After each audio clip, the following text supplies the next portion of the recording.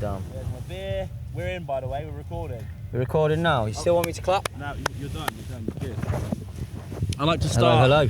I always like to start on a cold open. We'll just go straight in. Yeah, of course. We are here. I've managed to drag away the glorious K-65. Kieran. Yeah, Kieran 65, as he's commonly known. No one else calls me Kieran. My name's actually Joe. There you go. Do you want to just give us your surname and like your address and your social security? I'll dox myself now. I want to say, hang on, let me just... National insurance number. There we go. Let's get that on the mic. ASMR. We're here at a sunny Get On festival. Yeah. Slightly windy. Slightly windy, yeah. The flags are blowing. It's a fucking gorgeous day though.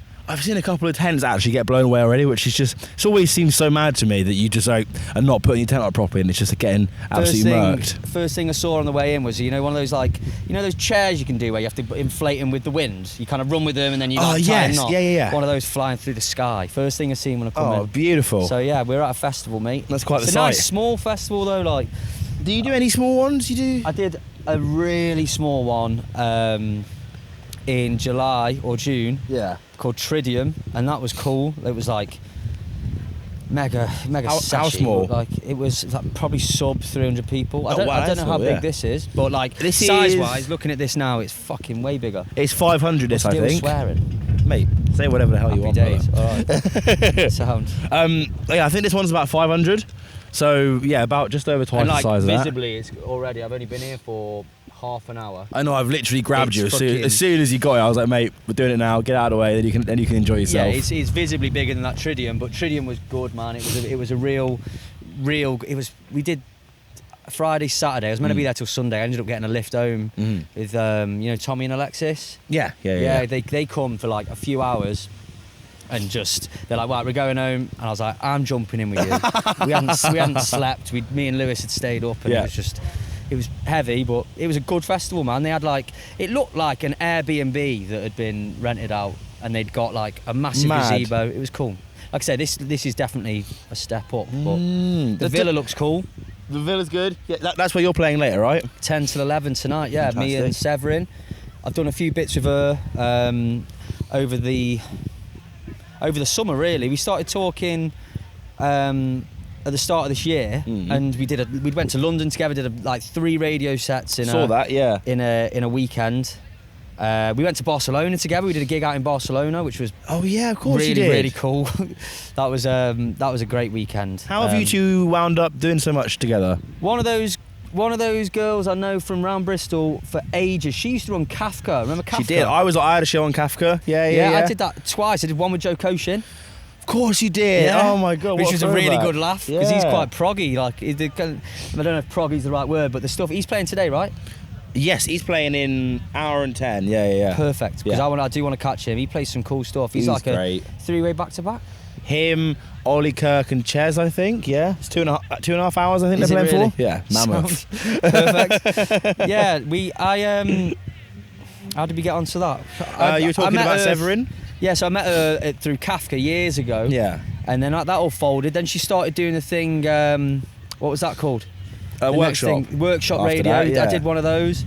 And then there's a new thing in Bristol called Passages, and it's ran out of Trinity Centre. What's that? I've not even heard about that. It's Tutok, a jungle guy, and Joe Enver, and they run it. It's like it's a filmed set inside the room 2 of Trinity. Is it? Didn't even know they had a room 2. The upstairs one. The upstairs one. Yeah, it's good though. Have you ever used that? I've been there for a talk, whenever for like a not on a night. DJ You've never seen that open on a night. No. I didn't even know it existed. Yeah. Went up there.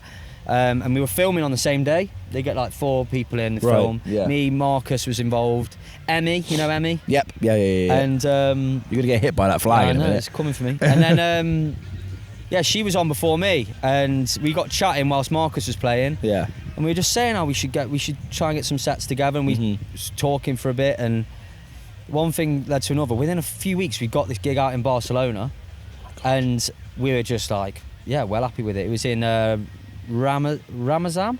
Oh yeah. Ramazan? I've got absolutely no fucking idea. It's like the main club in Barcelona. Is it? It's like 5 rooms. Oh. We were in like room 3 or whatever, but like it was Brother, it all counts, my friend. proper good. And sick. I had 2 days in a hotel out there. It was the dream. chilling. Barcelona, mate. It was sunny. You've been enjoying a few sort of European sets, right? I saw you doing another one in Spain. It was a solo set, right? Seville, yeah. I've had a few gigs out in Seville now. Seville's the place, mate. Like for the stuff I do, the breaksy, electro-y stuff, they love it out there. Really? And it is so. The crowds are like, you can tell they love it. They are into it, proper dancing, and the weather's mad. They take you out for tapas and all that before. Come on. Can you argue? I'm not a big fan of tapas, but when you have it You don't in like Spain, tapas? I don't like tapas when Here we go. When I'm paying, right? Okay. I don't like tapas when I'm paying. You have to buy like 70 plates just to have a full belly. That's the business model, mate. That's how it goes. Well, you go out for tapas and it's like 3 plates for 15 quid or whatever, and you're like, all right, we'll get 6 plates. And then you're just there like, well, that was nice, but I only had 2 prawns. And that pisses me off. It's just I'm a bit of a quantity guy when it comes to going for meals out and whatever. Yeah, I'm with you. Yeah. And tapas always seems that I come away thinking, that was fucking 70 quid. I sound like a right cheap prick, but like, it was... but when the promoter's paying... When the promoter's paying, in Spain, the homeland... Come on. You know what I had? I had a fucking Spanish omelette. Is that what it's called? Yeah. It's got a different name on it. It's a Spanish tortilla. Yeah. Man, that was so good. They brought out like 4 different types. One had burnt pork in it. One had kind of like, they are unreal. And now I see them in Tesco in a packaged up plastic fucking container, and I'm like, I'm not even gonna bother trying that because back in Spain, I know mate. for a fact Back in Spain. I only have that in Seville, and I'm happy with that memory. I don't want to tarnish it in any way. But yeah, I've had a few gigs out in Europe. I've done France, Belgium. I did something in Prague. Prague was cool. That was in winter, and obviously Prague is the Czech Republic, right? And that's and I hope so. Sure. And we're amateur geographers, mate. It's so cold, man. It was so cold. Was it like snowy or? No, it wasn't quite snowy, but it was just freezing. It was just freezing, and man, I tell you what, like. Left the club. All these Europe clubs finish at 7 a.m. So Jesus. Me like a dick stays to the fucking end, and then have to get a flight at 1 in the afternoon the next day. Brother. And I've had a few of those brutal security checks by myself. Yeah. Walking through the airport on like 2 hours sleep max, just like But it's all part of the game, man. Exactly. It's brilliant. I love it at the same time. I'm walking through security wounded, but I'm like, this is why we do it, baby. Yeah, exactly. Do you find that those crowds are more receptive to your sound then? In places like Prague was cool. It was like really electro based. When you go out, you kind of, before I do the set, I get a feeler of what they're into. I did a gig. My first ever abroad gig was in Lyon, in France, and I got there and they were like, yeah, people love like trance and techno out here, and that's not really my thing, really. I'm an electro breaks kind of guy, right? But I just played more techno stuff. I have loads of techno on my... I was going to say, I've seen you play a fair few techno sets. I do like techno. I got loads of techno for tonight. Oh, good. But like I'm going to be playing it at like 150, fucking Perfect. where it should be. Yeah. Because that's what I was going to ask you, is like your sound, I think, has morphed quite a lot, but it's also stayed relatively in the same sort of bracket. I think it's got this kind of like bass music kind of anchor to it. Yeah. Like if I do techno, if I'm with the production, if I'm doing the techno, it's gonna have to have some bass music-y sounds in there. Like I love the drum and bass. I come from bassline and drum and bass when I was 17, 18. Really? Do you really? Yeah, man. I didn't know that about you. So I'm 27, right? Yeah. 1998. When I was 18, 17, 18, bassline was the thing, right? It was. How old are you? 25. So you'd have missed it. Like by the time they only had a couple good years, the bassline did, but like it was big. It was the thing. What like, year? I guess what? So that's like 2014, 16, 2016, 2015, 2016. I had a little fake ID that I bought off. I sent 30 quid off in an envelope. No way. Right, to some random address, and like surprisingly, they didn't nick my money. I got this national identification card back, which doesn't exist. It's not a real thing. And it worked in all the pubs, and it was like sound. Well, people looked at us. Yeah, that does not. Yeah, they're just like they get bamboozled by it. The boy, they're just like right, get him through. But I took it to Warehouse Project when I was 17. Yeah. Me and a load of mates who were all 18, and I was the only one underage there. And I got to the security, national identification whipped it out. card. The first guy was like, "What the fuck is this?" But I blagged it, and he let me in. And like a knobhead, I celebrated dead early. And this like chief bouncer, like big chief bouncer, the big cheese. he was like, let me double check your ID. And I passed him over. He was like, which security guy let you in? And I was fucking and he told the guy off, passed me over to the police. You're kidding. Right? The police rang my parents on the spot with me there. Like, you know, your son's in Manchester trying to get into a over 18s event. My mum and dad were like, yeah, we do. and all my 18-year-old mates just went in and left me. Oh, yeah, that's shout out rough. Aaron Breeze. Yeah, for big up, me. big up your Like, snakes. Yeah, you prick. Left me, and I went back to train station, and the last train back to Stafford, which is where I'm from, had gone. So I was like, right, the next train's at 5 in the morning. What time was it? It was 10:30. Oh, Jesus. And I was just stuck. And luckily, strings got pulled. I ended up staying at someone's uni flat. Right. But Yeah. I got rejected hard, mate. The trauma from that. Like even going into clubs now, I'm 27. I'm there like, ugh, you never it know. comes back to me. Have you still got your national identification card? It's somewhere at home. It's gotta be. I've got to find it. So you had mates that were like into dance music and things like that growing up. It was like a big thing for you. My mates when I was growing up were all the same age as me, or maybe a year older. I'm here with my cousin today. He was like a year above me in school, and that time in Manchester we went with a load of his mates and a few. It was like October, so only a couple of my mates were 17. Sure, were 18. yeah. And it just What was the question? What was the? So everyone was into them more bassline. Yeah, drum, I think out of the thing. people my age, I was definitely the pusher. Of we need to go to this event, especially when we turned 18. It's like, we need to go and see my new Lengen mates at Rainbow in Birmingham. Right. Because that was what was going off, and so you were travelling up and down the country going to raves, and it wasn't just like what's around me. Yeah, no, definitely. And then when my mates went to uni, I stayed in Stafford for a bit, and I was just going and doing all the universities, Sheffield, Liverpool, Manchester, loads in Manchester. Really? Leeds, we did Leeds once. Yeah. And just going around the country and looking at all these mad venues. Like, did Warehouse Project, there's a place called Magma in Sheffield, which is just a beast of a club. It's huge. I've never even heard of it. Bassline Festival. That's what was run out of there. Like, it was see. just, they still do it now, Bass Fest. Okay, yeah. And it's just crap now. It's a D&B festival now, but I was definitely the pusher of. I had a couple of mates who were big into it like me, and we went around. But going back to it, my sound that I feel like is the anchor in my music is the D&B and the bass line, that kind of scatty sound design, weird stuff. That's what I like in my music. I'm trying to put that over electro drum beats. I'm trying to put that over techno-y tunes. Definitely trying to do that with breaksy stuff. And in the last few years, mate, it's just become popular, and it's just great. Like the amount of gigs I'm getting now is like kind of shot up since like bass music's coming back, sort of thing. Yeah. And all these big DJs are starting to play. You're getting Ben UFO playing like just pure bass, like Joy Orbison making Flight FM. Yeah. You know what I mean? It's kind of, that's where we're at now, and like it's suiting me. When did you think that he's gonna get you that fucking flag? Go on. when do you think that change started to happen though? Because like, do you think? Because obviously there's been like a resurgence in like the garage side of things as well. I think they've all sort of tied in together. Yeah. So I fucking hate garage, man. I really hate garage. Garage is the devil for me. I think so. You know what I don't like about garage is the swing.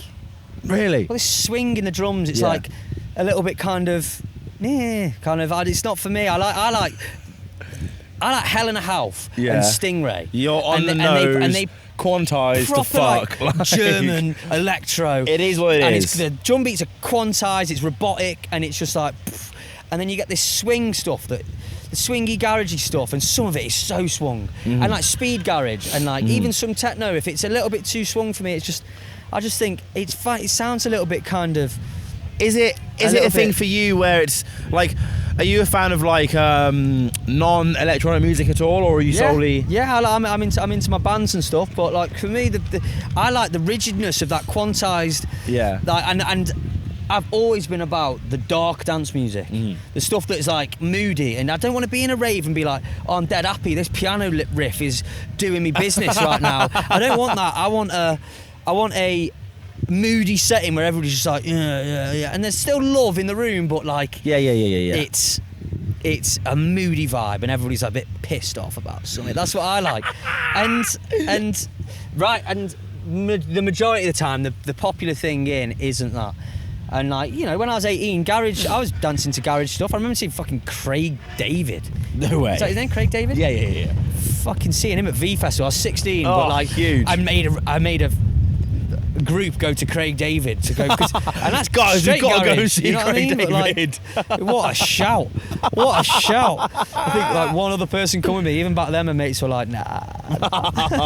So you were into that stuff at one time? Yeah, and like listening back to that bass, sometimes I've put on some of that bass line from like 2017, and it's so swung, and like everything I'm saying right now is complete counter. It goes against everything that you were saying. Yeah. But it's now I'm into the more kind of.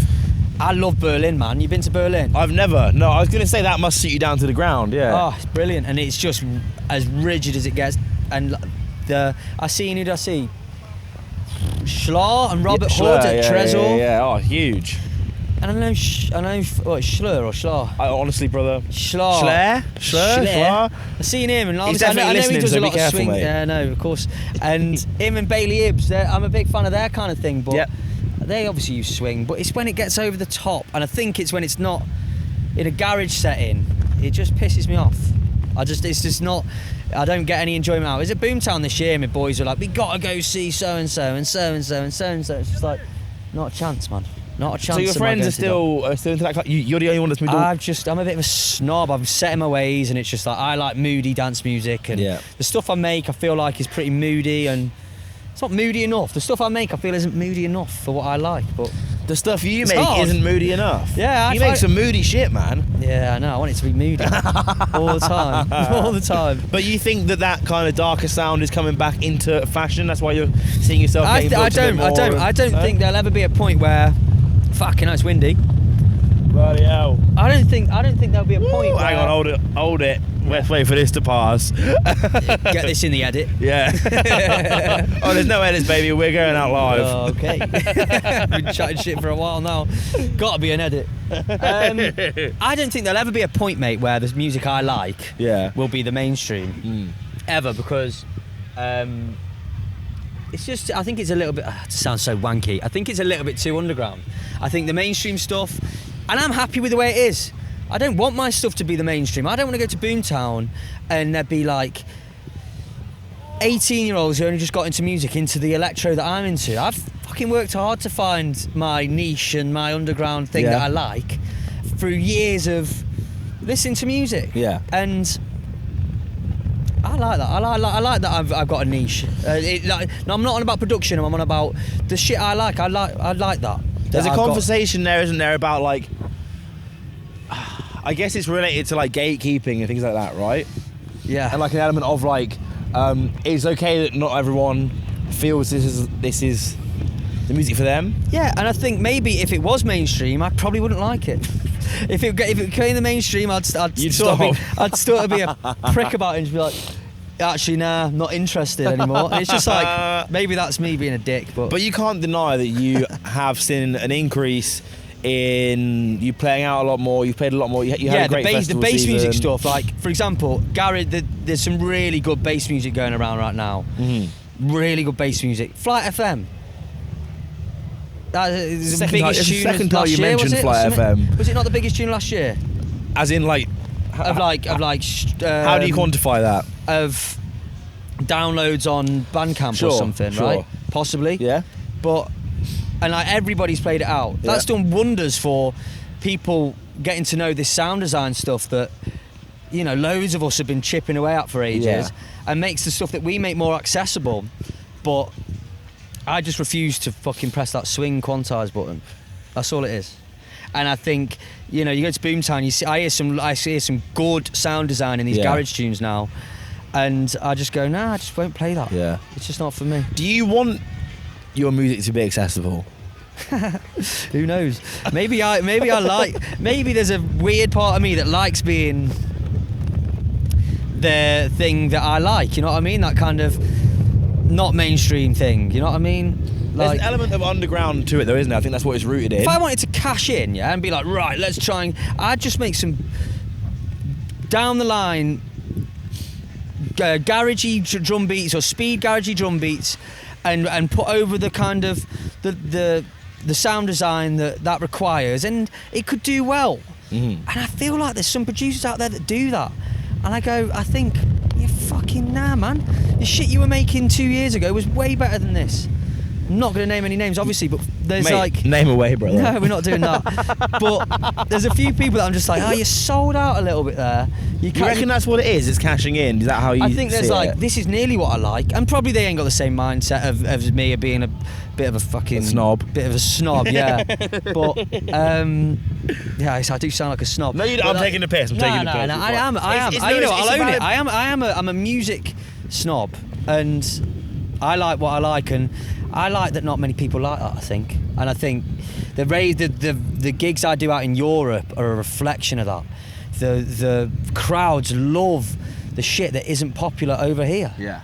Like, they love, don't get me wrong, you go out there and it's like, yeah, we love Interplanetary Criminal. I'm just like, yeah, all right. But the nights... I thought you weren't going to name names. Yeah. And it's just like, yeah, of course.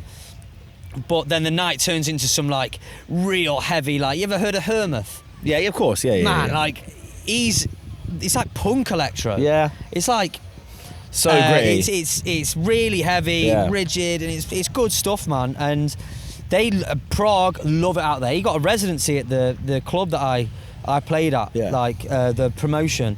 And you can tell they all love it out there. The whole night was just scat. And then you go to Seville and they just love breakbeats. Like, some of it's a bit cheese, but like, they love the breakbeaty stuff with a bit of electro stuff. You start playing jungle and they go, nah, really? Not interested. And it's like, I don't know what it is. It's like the same shit, but 20 BPM higher, and they're like, whoa, what the fuck? Yeah, no. So it's great going around doing these abroad gigs, man. The knowledge, the experience you get off it is just... It makes you a better DJ, 100%. Really? And how do you reckon? Well, say you just stick around the UK and you're only doing gigs in the UK. You only ever have to cater for like a UK crowd. Yeah. For me, I don't get as many gigs in the UK as I do abroad. I get more gigs abroad. Really? Which is a win. That's fantastic place to be in. Like electro stuff is non-existent here unless you're in Manchester. They got that White Hotel, which is fucking awesome. I've never been, but I've heard it's really go. Good. Yeah. Honestly, go. It's brilliant. And then you got London has got some good spots. Yeah. There might be other places, but I haven't found them. And yeah, I fancy moving to London. I do, man. You reckon? Next year. This is the big debate, isn't it? Is because you're still in Bristol, aren't you? I'm in Bristol. I'm in Bristol now, but I've set it in my crosshairs now. I think I'm moving next year. Yeah, that's the thing. That is a big thing, isn't it? There's not like a Bristol versus London thing, but I think you're either a Bristol person or you're sort of toying with the idea of not being one. You know. Bristol, been there 6 years. I love it. I love Bristol, and I could come back, but I feel like London has just got like, it's like, I don't know how many Bristols you can fit into London. Right? A significant amount, I would say. But like, let's even strip it down to like, where's putting nights on in Bristol? Like Stokes Croft. You count what areas? your... Centre, Stokes Croft, Cabot. You got those areas, and then like that little bit by Motion. That's where all the clubs are, right? That little space. How many of them can you fit into like London? The areas that are putting on spaces in London. Hundreds. And I think as a career move, I want to go out there, network a fucking load, and it's also like Bristol hasn't got electro nights. Yeah. It doesn't do the music I do. Hence why like I get a couple of gigs in Bristol, but you might, like I say, majority are overseas, man, and I love that, man. I wouldn't have it any other way, to be honest. The feeling of going abroad and doing the flights and whatever, even getting on a plane. I'm at that stage right now where like still getting a flight is like, you're come still on. Excited about it's it. Still excitable. I spoke to Denim Audio the other day at Boomtown, and he was just like, fucking, I hate flying. I'm done with it. And I was just like, I'm not. I love it. I'll take your gigs, mate. I'll do it. Yeah. Me and Nick Manifesto got two gigs in Italy in November. Yeah, because you two are sort of doing bits together now, aren't you? We've got a big EP coming out, 6-track, like electro bass music fusion shit. Nice. At 150 BPM, most of Huge. it. Real crossover, man. I think there's a lot of that kind of like 90s drum and bass sound, like, you know, Ed Rush Optical. Yeah. It's like one of the tunes in there, Termite, is like just, we went in on those. We went into the studio. I was like, I want to make something like Ed Rush Optical, but like over the kind of stuff we're doing. And we just come at 4 hours in the studio. We come out with this like the bones of a track, and it was just, yeah, it's great, man. Like, I'll definitely be playing it on the Villa later, because I think me and Severin are gonna get fast later. Nice. Oh, I'm looking forward to it. Yeah, So, I love that. Manifesto's great, man. Like all the stuff that he's done, and especially as part of Club Glow as well. Like, they're such an iconic. It's like a boy band, dark music boy band. I seen this posted the other day. It was like, if Club Glow was a football team, where would you all play? And it was just like, you fuckers. Hilarious. Yeah, man. I've been a big fan of Club Glow for ages. Yeah. I've got on these playlists. You can see when you added a tune. I've got a Manifesto tune on there from like 2021, and it's just like, I remember first chatting to him. He's a good guy. Yeah.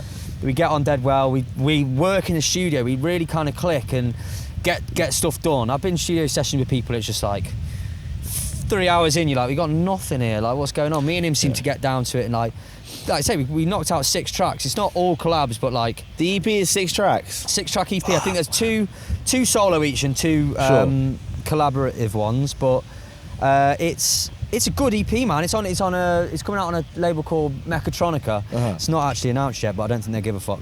It's coming out hopefully at the end of this year. Yeah. Vinyl. Huge. And like I say about the bass music stuff, it's a real merging that. Mechatronica is an electro elitist from Berlin label that has been around for 20 years, I think. Wow, 15, really? 20 Jesus years. Christ. They had a party in Berlin not long ago. It's either 15 or 20 years. Right. And the fact that they're having like this bass music stuff on the label says everything about what we're saying about bass music becoming big and them expanding their thing. It's still very electro, but it's very UK as well. And it's a cool EP, man, and like that's coming out. We've got the gigs in Italy.